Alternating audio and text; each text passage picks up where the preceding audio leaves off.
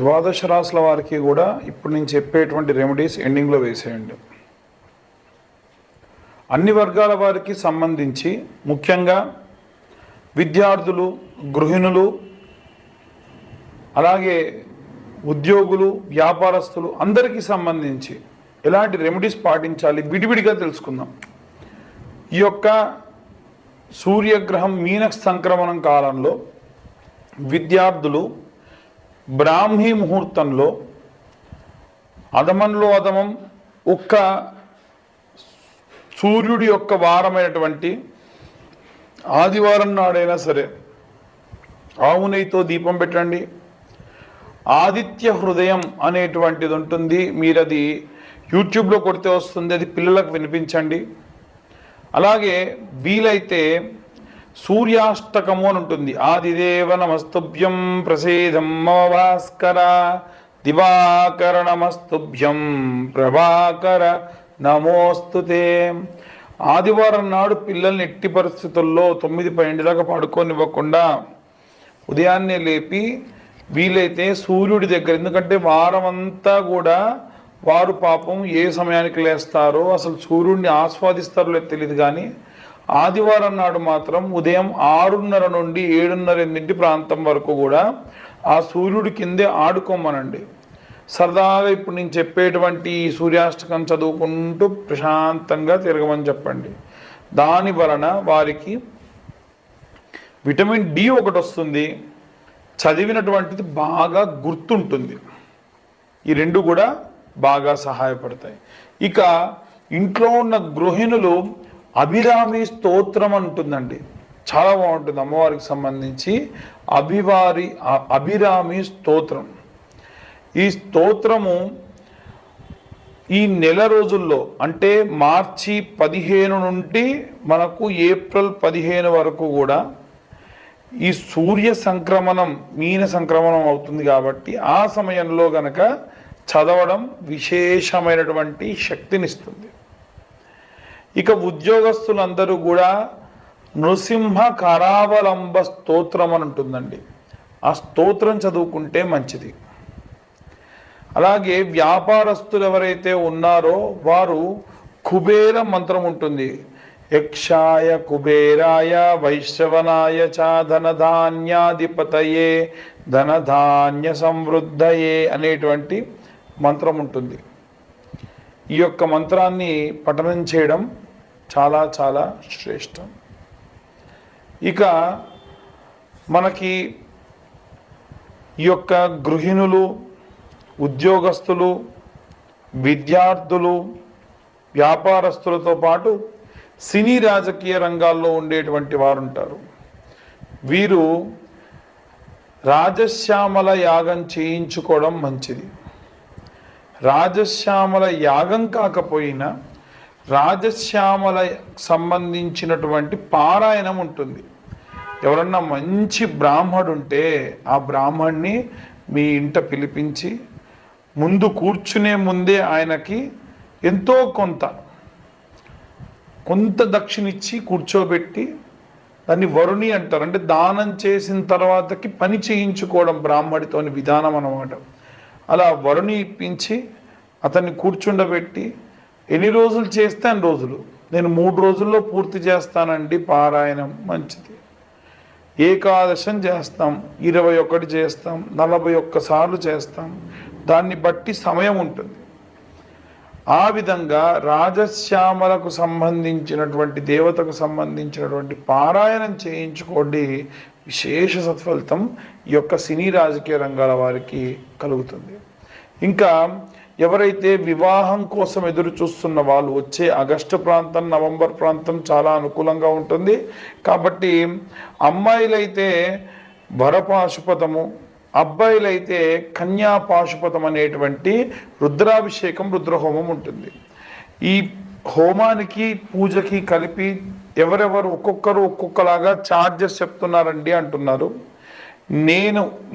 నేనైతే చేసేది ఒక 12 నుంచి 15 వేలలో పూజ సామాగ్రి అంతా మేమే తీసుకొచ్చి ఈ యొక్క పాశుపత హోమము, పాశుపత అభిషేకము చేస్తున్నాం. ఇక ఎవరికైతే డివర్స్ కేసులు కానీ కోర్టు కేసులు కానీ గొడవలు కానీ విపరీతంగా ఉండి మా వల్ల కావట్లేదు అండి అనుకున్న వాళ్ళు సామూహికంగా వీలైనా సరే చండీ హోమాలు చేయించుకోండి. ప్రతి అమావాస్యకి కూడా మేమే చండీ హోమాలు చేయిస్తున్నాం. ఆసక్తి కలవారు కేవలం 1016 కడితే సరిపోతుంది. సామూహికంగా జరిగే చండీ హోమాలు చేసుకోవచ్చు. అలాగే ఎవరికైనా సరే వారంతటి వారు ఇంట్లో కానీ లేదంటే దేవాలయంలో కానీ చండీ చేసుకోవాలన్నా చేయించుకొని మీ దగ్గరలో ఉన్న బ్రాహ్మణుల్ని సంప్రదించవచ్చు. అలాగే ఎవరైతే ఈ యొక్క విదేశాలకు వెళ్ళాలనుకుంటున్నారో వీరు కూడా అరుణ పారాయణం చేయించుకోండి. అరుణ పారాయణం చేయించుకోవడం వల్ల విదేశాలకు వెళ్ళాలన్న కోరిక తీరుతుంది, విదేశాల్లో ఉద్యోగం కోరిక తీరుతుంది. ఆన్ సైట్ వెళ్ళే వాళ్ళు కూడా అరుణ పారాయణం చేయించుకోవడం చాలా మంచిది. పిల్లల దగ్గర లేకుండా వృద్ధాప్యంలో ఉన్న వాళ్ళు వీలైనంత వరకు కూడా దక్షిణామూర్తి స్తోత్రము సాయంత్ర సమయంలో కాలభైరవాష్టకం చదవడం చాలా చాలా చాలా మంచిది. మేము గోచార రీత్యా అందరికీ జాతకం గురించి చెబుతూ ఉన్నాము.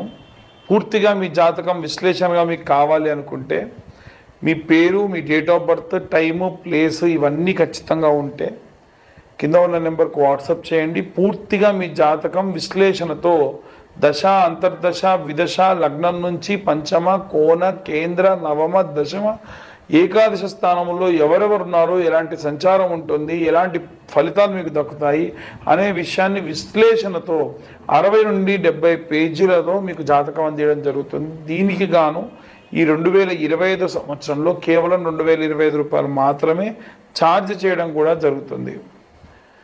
ఈ యొక్క జనులందరూ కూడా చాలామంది నరఘోష, నరపీడితముల వల్ల ఇబ్బంది పడుతూ ఉన్నారు. ఈ నరఘోష అనేటువంటిది రాకుండా ఉండాలి అనంటే కరుంగలి మాలని ప్రతి సోమవారం నాడు కూడా అభిషేకంలో పెట్టి ఆ వారంలో ఎవరికైనా కావాలంటే వారి అడ్రస్కి డెలివరీ చేస్తున్నాము. డెలివరీ ఛార్జెస్ ఒక 100 రూపీస్ ఉంటుంది. ఈ కరుంగలి మాల గోత్రనామాలు కనుక పంపిస్తే ముందుగా సోమవారం కంటే ముందు మీ గోత్రనామాలు చదివి మరీ కరుంగలి మాలకి అభిషేకం చేయించి రుద్రాభిషేకం చేయించి మీకు పంపించడం జరుగుతుంది. పూజాది క్రతువుకు ఛార్జ్ లేదు, కరుంగలి మాలకు మాత్రం 1116 ఛార్జ్ చేయడం జరుగుతుంది. శ్రీమాత్రే నమః, శ్రీ గురుభ్యో నమః. తదుపరి వృశ్చిక రాశి. వృశ్చిక రాశి వారికి సంబంధించి మార్చి 15 నుండి ఏప్రిల్ 15 ప్రాంతం వరకు కూడా ఎలా ఉండబోతుంది, ఎలాంటి రెమెడీస్ తీసుకుంటారు, ఎలాంటి మంత్రపఠనం చేస్తారు, అసలు వారి యొక్క పరిస్థితి ఏమిటి, ఈ యొక్క సూర్యగ్రహ మీన సంక్రమణం చేసే కాలంలో ఎలాంటి ప్రతిఫలాలు ఉంటాయనే విషయాన్ని ఇప్పుడు మనం తెలుసుకుందాం. సాధారణంగా విద్యార్థి దశలో ఉన్నటువంటి వారికి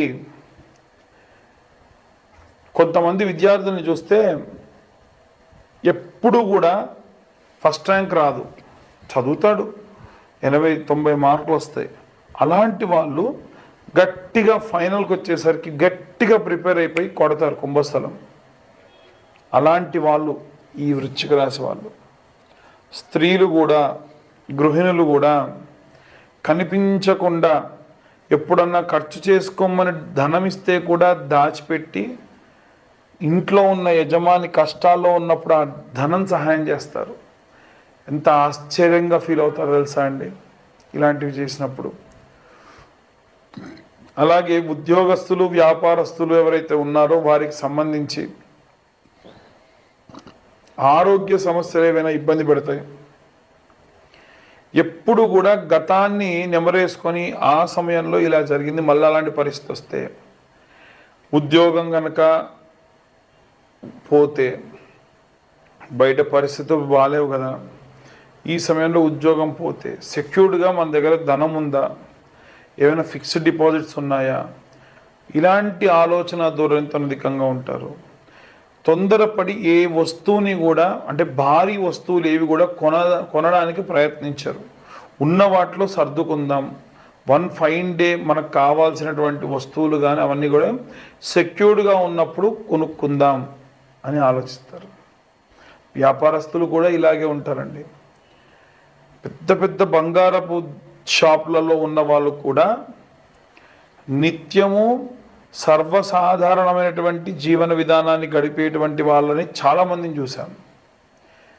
ఎందుకు అంటే ధనం ఉంది అనేటువంటి అహంకారం ఇక్కడికి వస్తే, వారి యొక్క మాట తీరు మారితే, వారి ప్రవర్తన ఎవరైనా సరే కామెంట్ చేస్తే తట్టుకోలేరు, సహించలేరు.